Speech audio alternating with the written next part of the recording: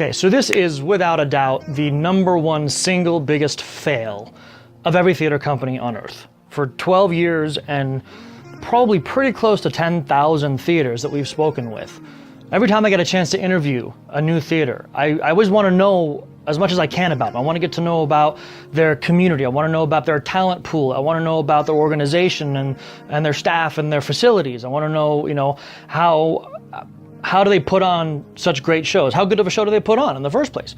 And the more that I interview them, the more that I can unequivocally say that it is the single biggest failure that every single theater makes, and it just drives me insane and blows my mind equally. And that's the fact that they spend all this time producing these incredible shows, and they kill themselves to do it. And then they do some kind of marketing. Usually it's not, professional marketing quality stuff. They do some kind of marketing to get people in the seats.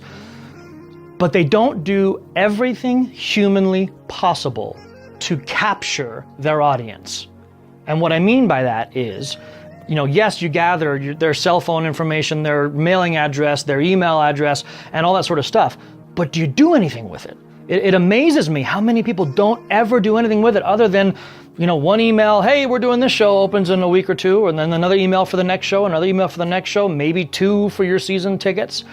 But outside of that, there really isn't an awful lot of communication going on.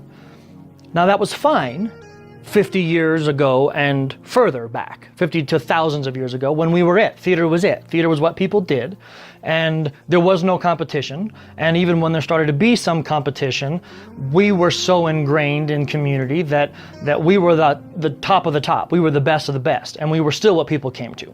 It's not the case anymore, especially with the technology growth curve being so exponential. I mean, it's just like that. If you're not anxiously and actively spending 70-80% of your time as a producer, which I know is crazy because we have no time at all, trying to stay in front of all of the people that are in your community that have the potential to be beneficial to you. I'm not just talking about, just your patrons. I'm not talking about just the people who come to see it, just the audience members. But we're talking about, the government officials. We're talking about the auxiliaries. We're talking about businesses in your area. We're talking about other theater companies and the talent pools that other theater companies pull from.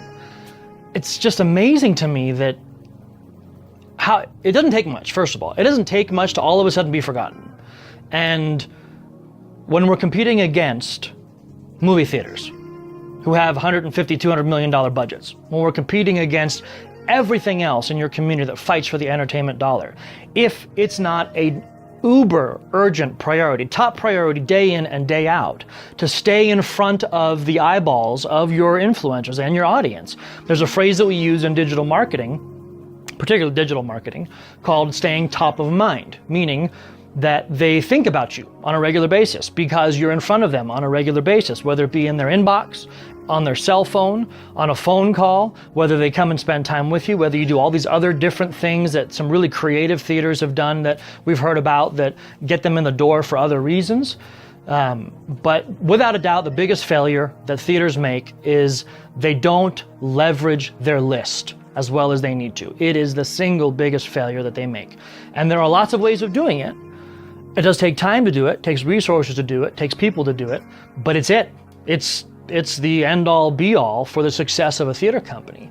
And if you don't do it, and if you don't prioritize it, then you're always going to struggle, and the first hiccup or the first major issue that comes along can close your doors. And we've seen it happen too many times.